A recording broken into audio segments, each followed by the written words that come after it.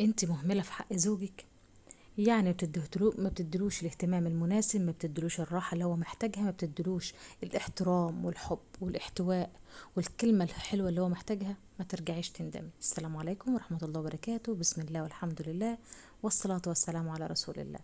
شوية نصايح لكل زوجة معايا النهاردة على السريع، اللي هم ازاي تهتمي بجوزك وتهتمي بنفسك، وازاي تخلي جوزك زي ما بنقول كده بالمصري خاتم في صباعك. اي راجل في الدنيا دلوقتي محتاج ايه اكتر من هو يسمع كلمة حلوة في الراحة وفي الجاية؟ محتاج ايه اكتر من ان هو يلاقي اكله جاهز لما يجي من الشغل؟ اهتم بجوزك على قد ما تقدري. هتقولي لي ازاي؟ هقولك. جوزك عارفه ان هو بيصحى الصبح عشان يروح شغله، وعارفه ان هو هيطحن طول النهار علشان خاطرك او علشان خاطرك انت واولادك.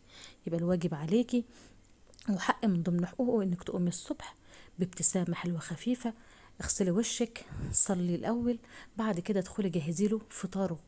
هتقولي لي حتى مفيش فطار في الزمن اللي احنا فيه ده؟ هقولك لو سندوتش جبنة وكوباية شاي، ابسط ما يكون عندك في المطبخ. شوفي ايه الموجود عندك في بيتك وطلعيه، وصحيه بابتسامة حلوة الصبح. وقومي يا حبيبي صباح الفل وفطري جوزك.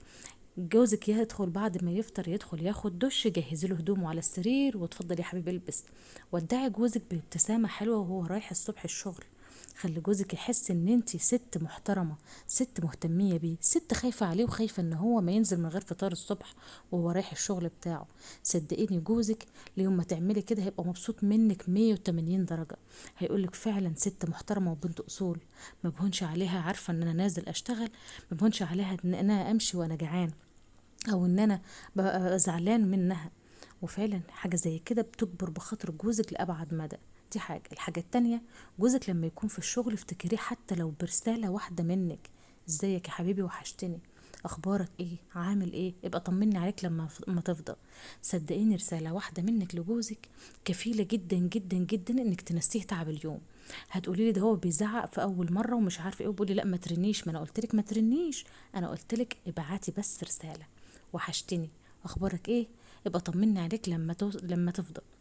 رسالة زي كده كفيلة ان هي تخليه مبسوط منك جدا جدا. صدقيني هيقولك ايه اللي مراتي بتعمله ده؟ هي دي مراتي معقولة؟ لما يكون متعود منك انك ما بتسأليش ولا تعبريه ولا كأنه موجود لحد ما بيجي من الشغل، ولاقيكي فجأة مرة واحدة يقولك الست دي اتجننت ولا ايه، بتقولي معقول وحشتني، اخبارك ايه، طمني عليك. فدي برضو حاجة بسيطة جدا ومش هتأثر معاكي في اي حاجة، بس هتحسس جوزك ان انت مهتمية بيه وان هو وحشك فعلا وان انت بتخافي عليه. ده ابسط ما يكون. يبقى قلنا افطار الصبح، يبقى قلنا في وسط اليوم في الشغل وحشتني واخبارك ايه. الحاجه الثالثه اللي اقولك عليها النهارده، لما يكون جوزك يكون راجع من الشغل طول النهار طبعا بتطبخي وبتكنسي وبتمسحي وبتاكلي في العيال ومش عارف ايه، تعالي بقى قبل ما جوزك يجي بس بربع ساعة 10 دقايق، غير هدومك مكان ريحة الأكل، والبسي عباية بيت نظيفة، مش هقولك بمليون جنيه ولا حاجة، أبسط ما يكون عندك. ويا ست الكل، اضحكي في وش جوزك وقابليه بابتسامه حلوه وقولي له: الحمد لله على السلامه يا حبيبي، اخبارك ايه، عملت ايه، وحطي له الاكل واقعدي كلي معاه على قد ما تقدري. صدقيني ابتسامه واحده منك كفيله ان تنسي جوزك تعب اليوم كله، وهتخليه فعلا يقولك انا عايش مع ملاك على الارض. دي 3 نصايح النهارده بس تقدميهم لجوزك، وصدقيني هتدعي لي عليهم باذن الله. استودعكم الله الذي لا تضيع ودائعه، وفي امان الله، والسلام عليكم ورحمه الله وبركاته. ويا ريت ما تنسونيش من صالح دعائكم، وكل يوم ان شاء الله هديكم نصيحه جديده كده. والسلام عليكم ورحمه الله، وفي امان الله.